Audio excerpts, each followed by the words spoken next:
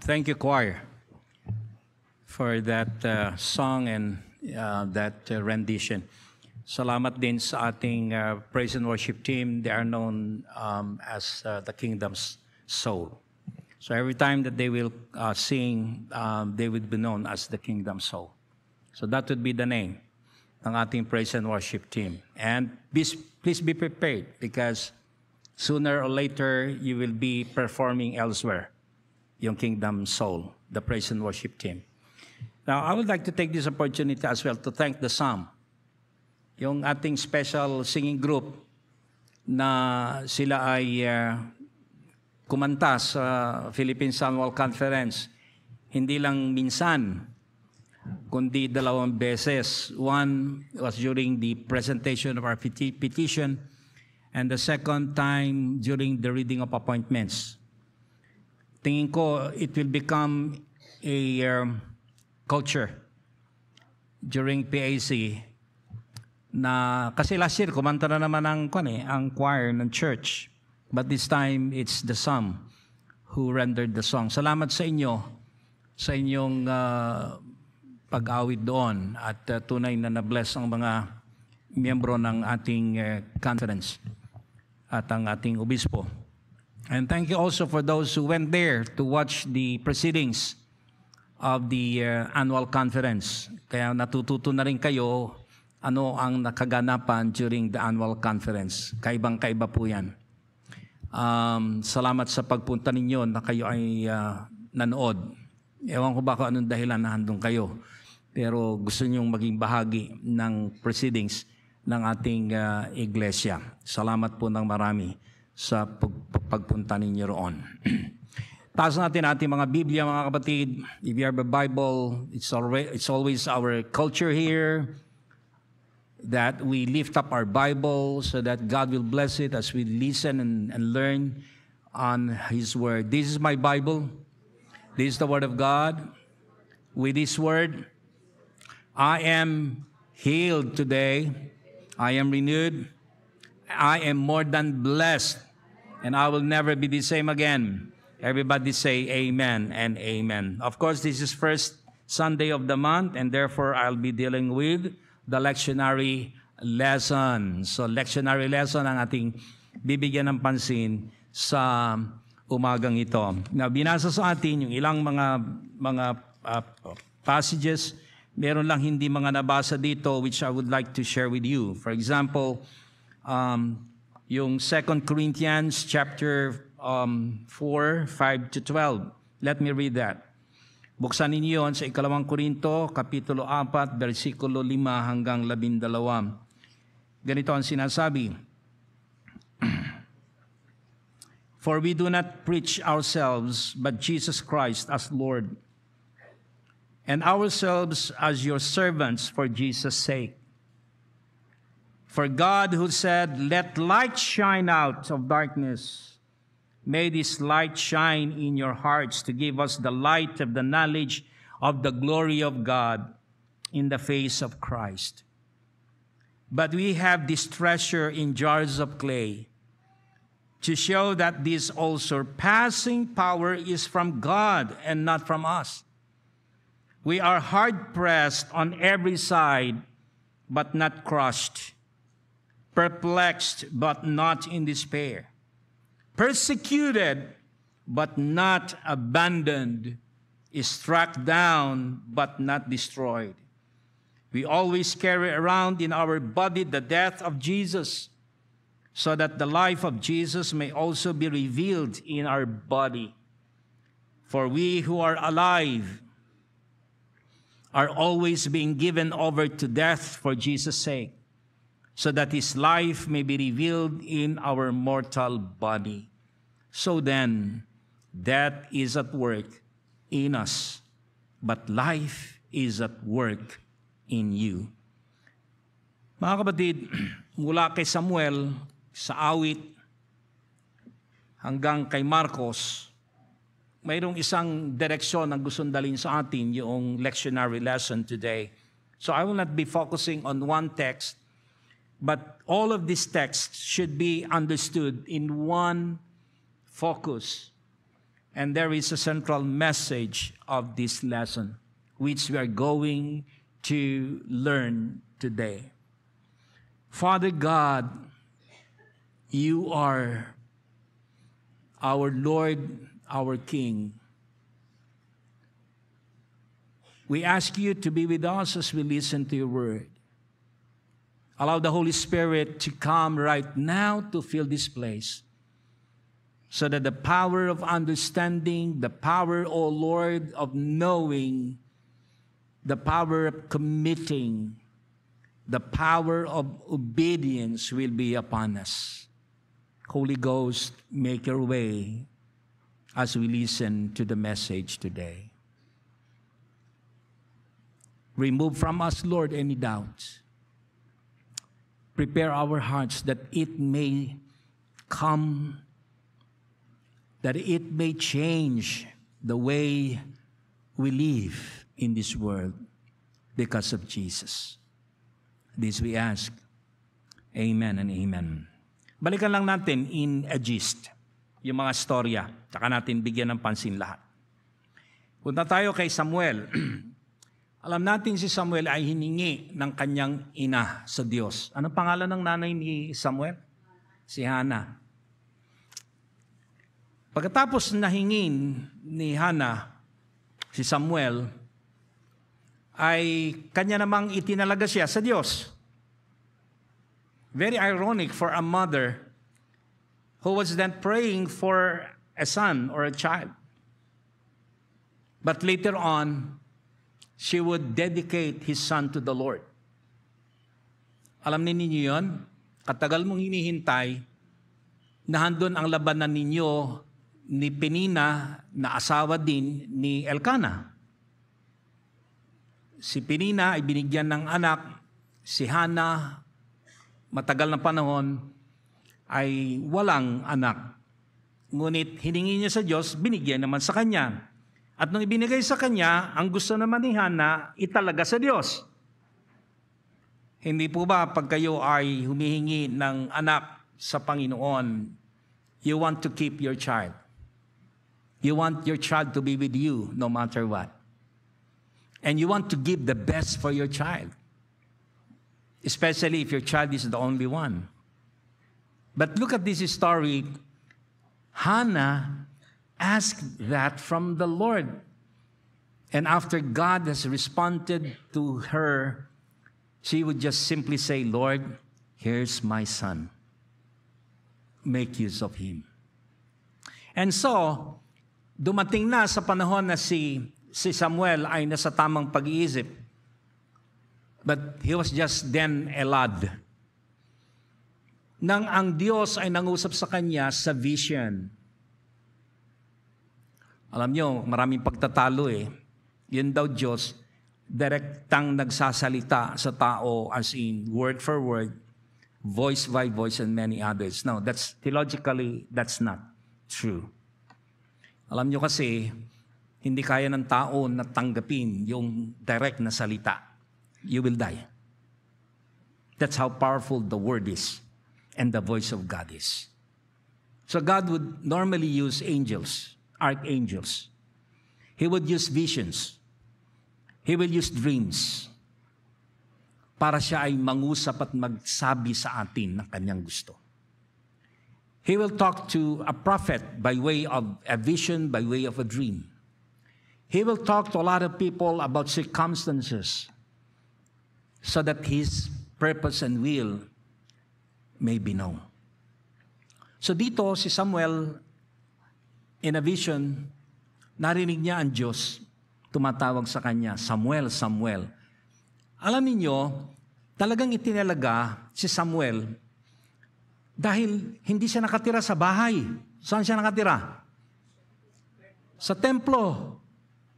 Dahil inilagay siya sa pag-aaruga ng isang pari. At ang pangalan ng pari ay si Eli Amor. Kidding. Eli or Eli. Sapagkat ang intensyon ni Hannah, etong si Samuel ay maglingkod sa tahanan ng Diyos at maglingkod sa Panginoon for some reason. Ngayon, dumating na yung panahon na itong ibinigay ni Hannah ay mangyari. Tatandaan ninyo, kapatid, when you give something and you make an oath to God, when you made a promise to the Lord, when you commit something to the Lord, I will tell you this, God will never forget it. Hindi po kakalimutan ng Diyos yan. Sisingilin po niya kayo. Hanggang malaman ninyo na meron kayong ipinangako.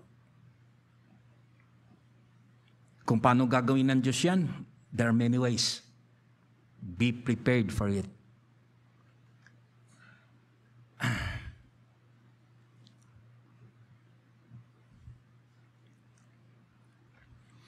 At dahil dito, dahil ipinangako na ito, nakipagtipan na dito si Hannah, hindi na kinalimutan ng Diyos yun. Dumating ang takdang panahon na kailangang masunod.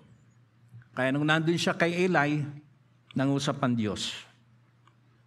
Alright, hindi ko nababanggit kung ano nangyari doon, but definitely there was this misunderstanding between Samuel and Eli. Kasi akala ni Samuel, ang tumatawag sa kanya ay si Eli.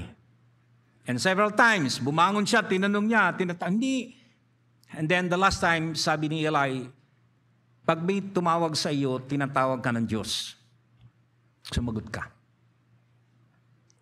At sabihin mong, narito ka. You're willing to listen. Alright, let's move on. Dito sa Salmo, mapapansin ninyo, ipinapakita sa atin kung papaano tayo ay kilala ng Diyos.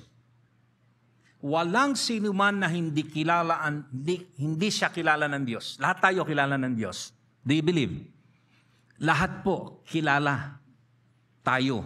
Kaya sabi dito sa Psalm 139 in verse 1, O Lord, you have searched me and you know me. You know when I sit and when I rise. You perceive my thoughts from afar. You discern my going out and my lying down. You are familiar with all my ways. Before a word is on my tongue, you know it completely, O Lord. Imagine, kapatid, alam niyo, bago niyo palang hihingin sa Panginoon, alam niya na yun. Alam din niya yung puso ninyo. Habang kayo'y nakaupo diyan, habang nakikinig kayo, alam ng Diyos yung puso ninyo.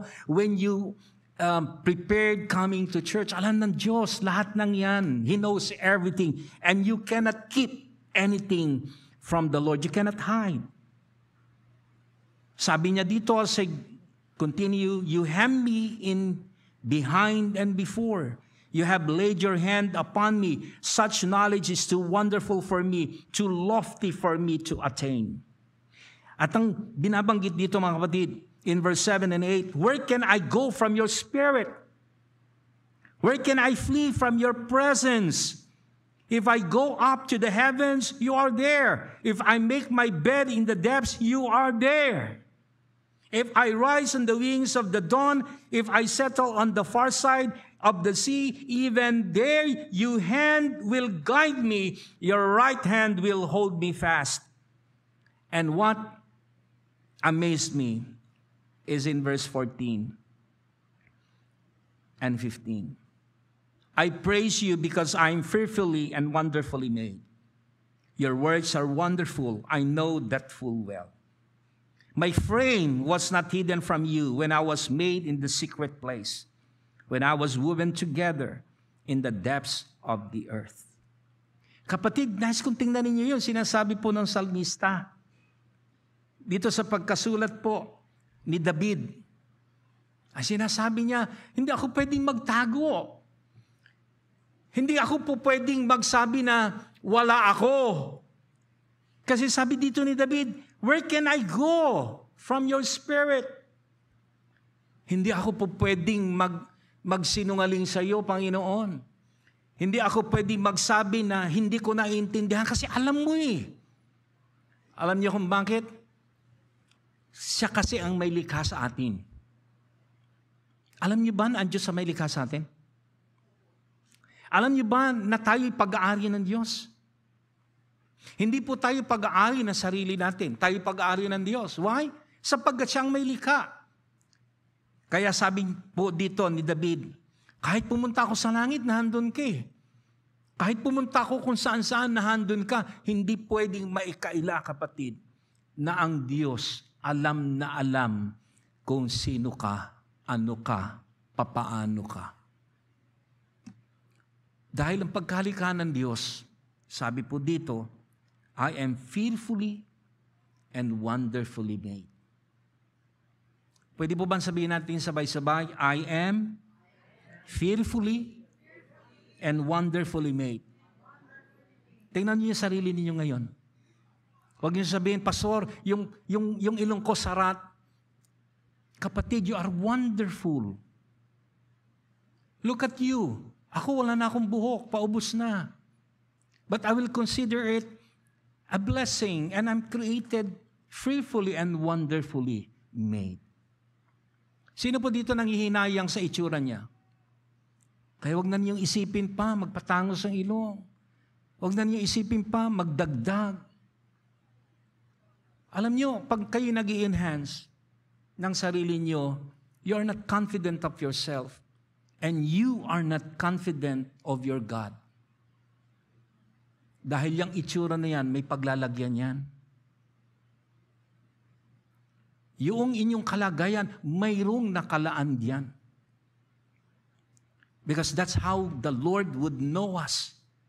Ganyan alam ng Diyos kung sino tayo.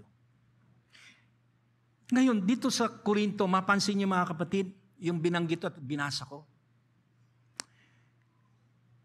Yung mga ginagamit ng Panginoon, na meron silang special, special work ministry, merong pagkatawag sa kanila, mga kapatid. Look, never that God will abandon, that He will forsake you. Anong sabi po dito sa Korinto, mga kapatid? I would like to share this because this is very important really. Ang sabi po ni Pablo, but we have this treasure in jars of clay. What kind of treasure? Ang sabi niya, this is all surpassing power from God. Have you ever experienced this all-surpassing power from God? Kuminsan meron tayong, may pinagagawa ang Diyos sa atin, mga kapatid. Pero takot na takot tayo. Ayaw natin. Inaanyayahan kayo. I'm encouraging you. Especially now that ang pastor niyo mag-isa na lang ngayon. So I need you. And therefore, I want you to experience this all-surpassing power from God. Nakabatay ang lahat sa walang kakupas-kupas at walang hanggang kapangyarihan ng Diyos. At pag ang Diyos ang siyang humahawak at pag ang Diyos ang nangangasiwa, mga kapatid, ano ang mayayari?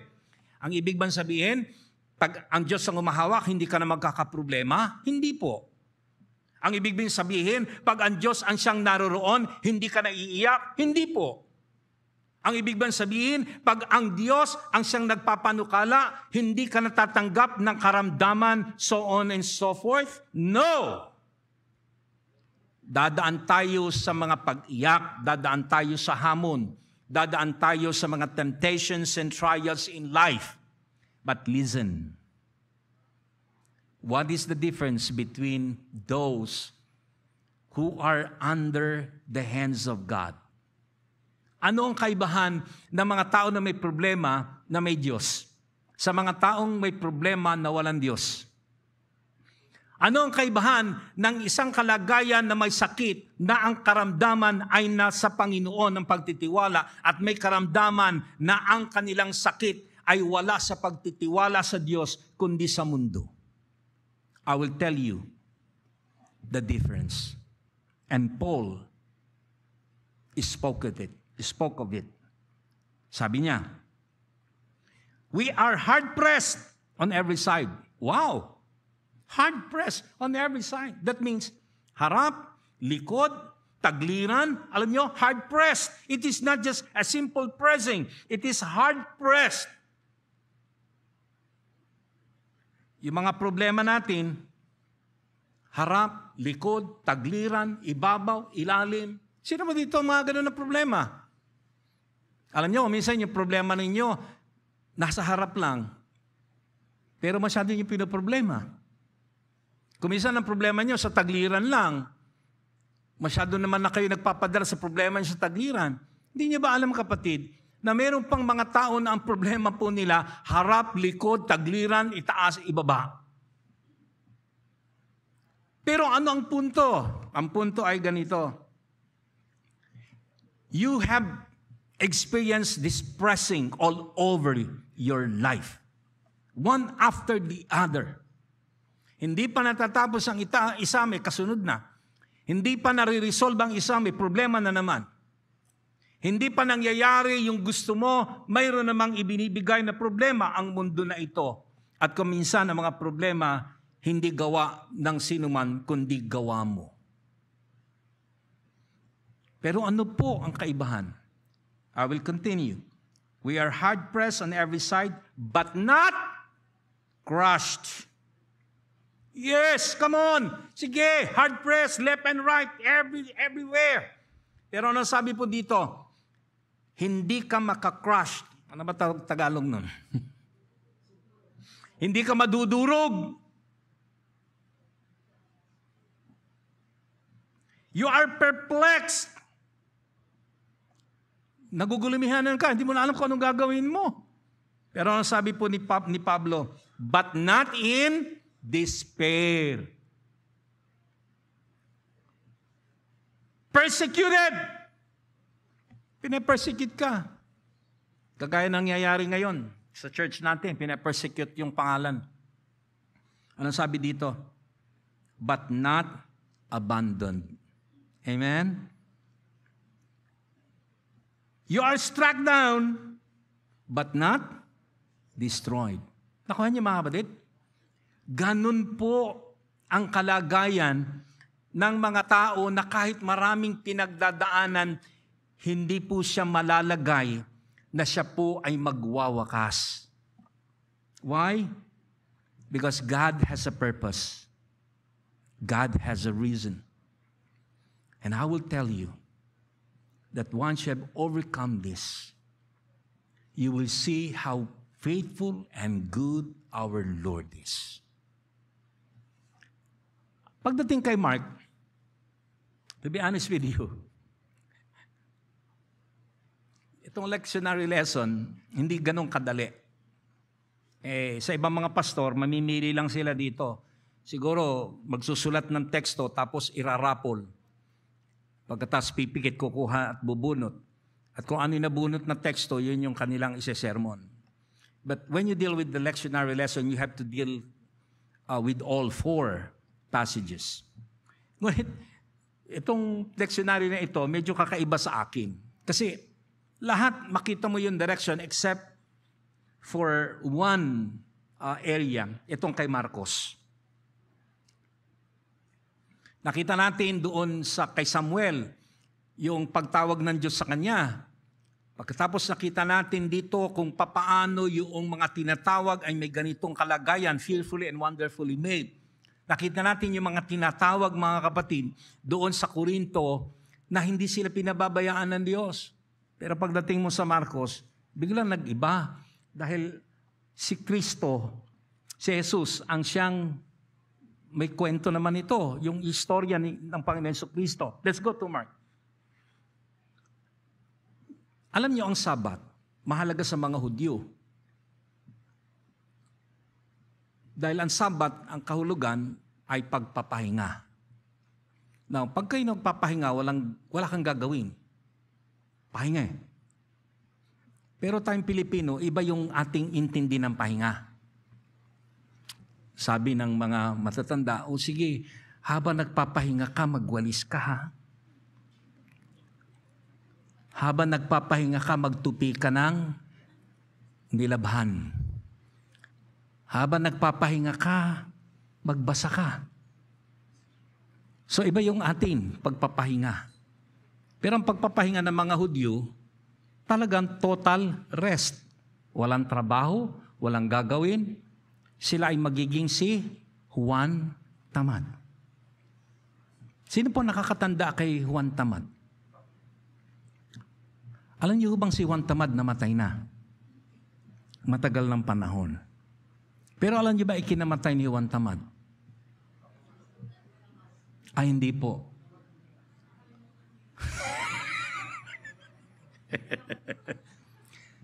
Sa susunod na message ko, i-reveal ko sa inyo ano kinamatay ni Juan Tamad.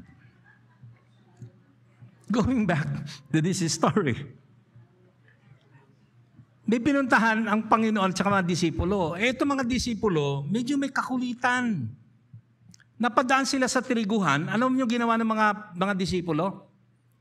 Yung pitas-pitas sila ng mga trigo. Para mga Metodista rin yan na pag may napuntahan kuha ng kuha, balot ng balot. Napansin ito ng mga Pariseo. Alam naman nyo, mga Pariseo, mga persecutor ito kay Jesus. Kaya akala nyo si Jesus, akala natin si Jesus all the while, lahat ng yung ministry niya maganda at maraming nagkagusto. Hindi po. Yung ministry ng Panginoon Jesucristo, mas marami po ang ayaw. Alam niyo bang ministry ng Panginoon?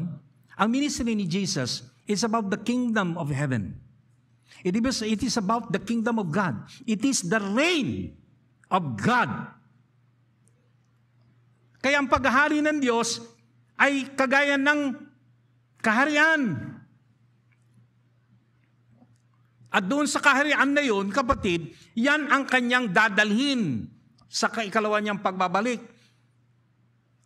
Kaya mapansin nyo dito, may mga tanong kay Jesus, kailan yung pagbabalik mo at pagtatatag ng iyong kaharian sa Israel?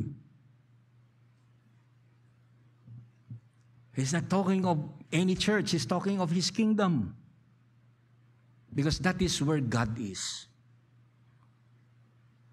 Ngayon, nung matapos yun, sabi ni Jesus sa kanila, bakit ano ba kinasasama ng loob niya? Kumuha lang naman ng trigo. Hindi ba papahinga? Bawal. Bawal gumawa, bawal magtrabaho.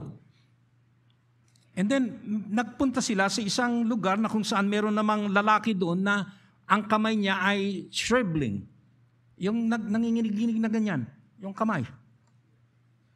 Hindi ko alam kung anong sakit na yun. May medical term doon Yung mga ganyan-ganyan yung kamay. Ewan ko kung Parkinson's yun Meron akong nakita doon sa internet nagdadrive. Tapos may mga, yun, turete. O yung nanginginig na ganyan. Nanginginig. Ngayon, tingnan nyo katabi nyo kung may nanginginig yun ang sakit niya. Ngayon, gusto ng Panginoon Jesucristo pagalingin. Sabi ng mga Pariseo, bakit mo gagawin yan? Sabat ngayon. Walang gagawa. Ang sagot ng Panginoon, hindi, sabi niya ganon. Ano mas maganda? Magpagaling o hindi? Pumatay o magbigay ng buhay? So cut the story short, ang Panginoong Jesucristo, meron siyang special na pagkatawag. That's how I look at it. To deal with these issues. The issue on the kingdom. Because that's the agenda of God through Jesus Christ. The coming of Jesus Christ and to redeem us from our sins has something to do with that kingdom.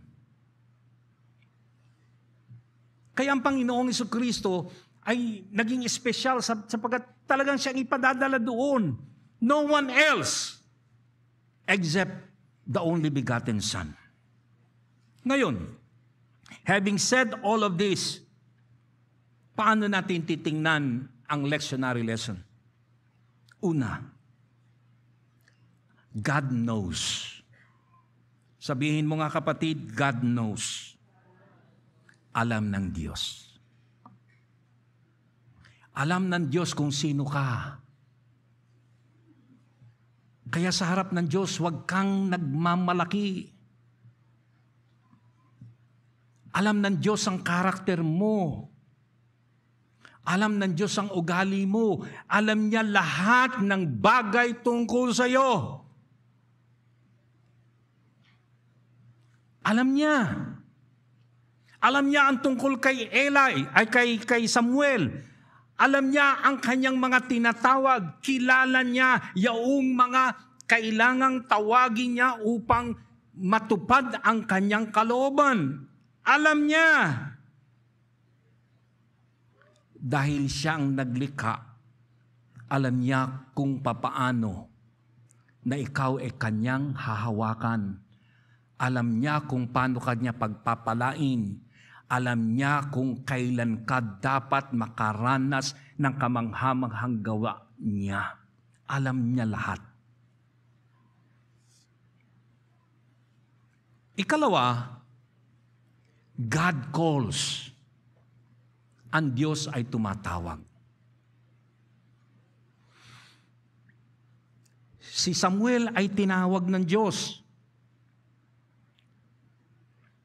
Ang mga nilikha ng Panginoon na fearfully and wonderfully made ay Kanya pong tatawagin. Hindi po niya ginawa ito, nilikha ito for nothing. Nilikha tayo ng Diyos dahil mayroong purpose. Sa Korinto, ano ang purpose niya roon? Bakit kailangan niyang tawagin? Upang kayo'y maging liwanag doon sa mga taong mga nasa nadilim. Jesus was sent as part of that calling of God to come to this world to redeem us because there is a purpose that God wanted to take place. Kaya alam niyo ba mga kapatid na tumatawag ang Panginoon for a purpose? Tumatawag siya sapagat meron siyang dahilan. Nangyayari ang mga bagay dahil may dahilan siya. Maaari hindi mo unawaan ngayon, pero may dahilan siya kapatid. Your coming here today is God's call because of a purpose. It is my prayer that while you're sitting, kapatid, you are trying to understand that purpose. At hahayaan ng Diyos yung kanyang purpose na mangyari, kapatid. Kung minsan nakikita mo, parang mali yata, parang pangit yata, but believe in that purpose because that's how God will call you. Tinatawag kayo ng Panginoon sa isang purpose niya. Not only for the church, but for your home, for your family, for your work. You should learn and understand this purpose for you. You are created because of a purpose. Inilagay ng Panginoon yung book na yan for a purpose. Inilagay niya ang isang tao sa buhay mo for a purpose. Inilagay niya, kapatid, ikaw sa lugar na ito for a purpose. Pinalitan natin pangalan for a purpose. It is always a purpose because that's how God calls us. Ang problema natin, we do not want to understand that purpose because we do not want that call.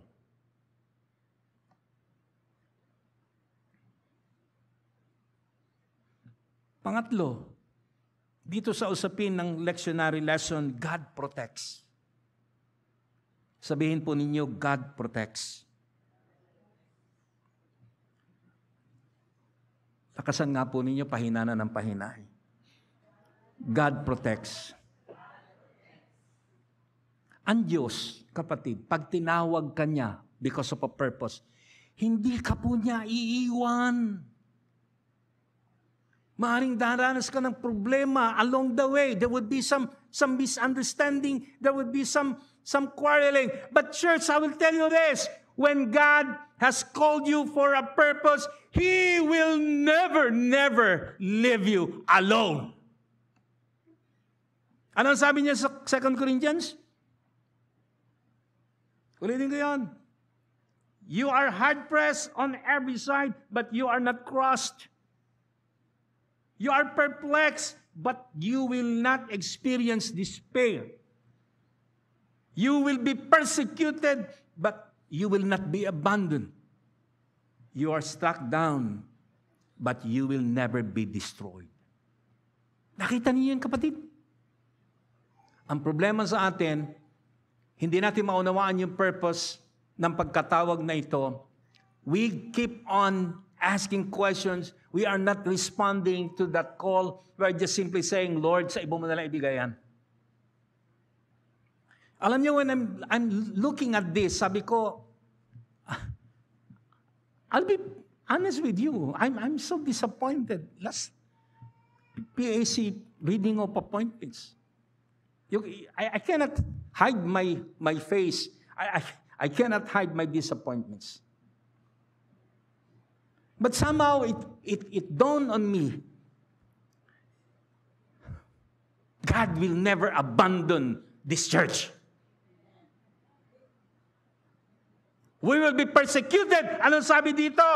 But we will never be abandoned by the power and the work of the Holy Spirit. God will always be there to show His power. God will not allow us to falter. God will not allow us to go down. Maaring sabihin, ayan, wala nang kasama si Pastor Calvo. Mag-isa na lang siya.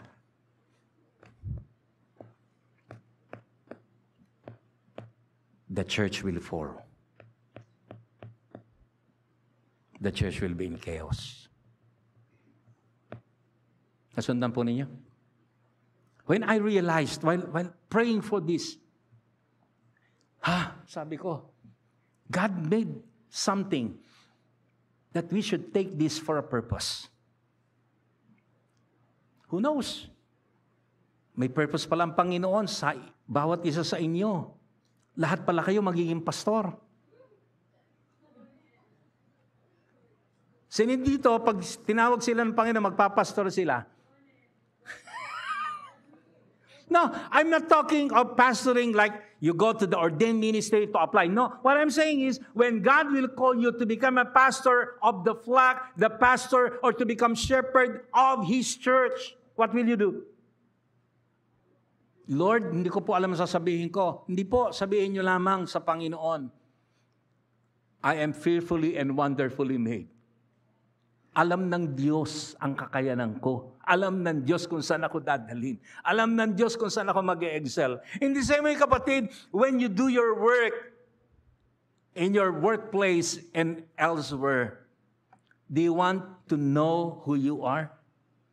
That you can do better than what you're doing? If you would just simply focus on the purpose of God at sasabihin nyo, alam ko ang Panginoon, siya ang kasama. Alam ko ang Panginoon, siya ang gagawa. And I will tell you, there will be a huge manifestation of God. Ngayon, kadalasan ng Panginoon, dinadala ka sa out of way na purpose. Out of way. Yung hindi mo type, doon ka dinadala. Yung hindi mo gusto, doon ka napupunta. Tama po ba? Halimbawa, yung walang alam sa finance, doon nadadala sa finance committee. Yung walang alam sa building, doon nadadala. Out of way. Now, listen here. Si Yesu Cristo, doon sa istorya ng Mark, Jesus went out of that way. Umalis siya doon. Bakit? Ano ang kaparaanan ng Israel? Sabat, walang trabaho. Anong pinakita ni Jesus? I don't mind. Wala akong pakialam dyan. Kung kailangan kong magpagaling, panahon ng Sabat, gagawin ko. Kung kailangan kong magbigay ng pagpapala, even during Sabat, I will do it. Because it is God who will give me the power, this all-surpassing power to succeed. And what to do now as I end? Because God is the one doing it. It is because it is God's purpose.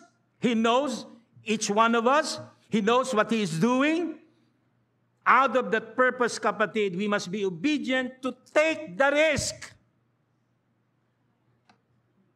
Are you with me? Do you want to take the risk? Kilala ng Panginoon ang iglesyang ito. Nagpalit man tayo ng pangalan, alam niya ang iglesyang ito. Alam niya kung sino ang naririto. Alam niya kung sino-sino ang mga nagbibigay ng panahon sa Kanya. Alam lahat ng Diyos yan, kapatid. But the point is, are we ready to take the risk to obey? Are you willing to take the risk because of that purpose? And I would like to admit, I will take the risk for that purpose of becoming a church that deals with the kingdom of God. Tatandaan ninyo ito. Success is not about the result of what you have accomplished. Let me say it again. Success is not about the result of what you have accomplished. Ang tagumpay ay hindi tungkol sa na-accomplish mo, kapatid. Hindi yun ang success. You learn from great business people. John D. Rockefeller, Bill Gates. Sino pa ba? Manny Villar. Sino ba? Henry C. And many others. Sino?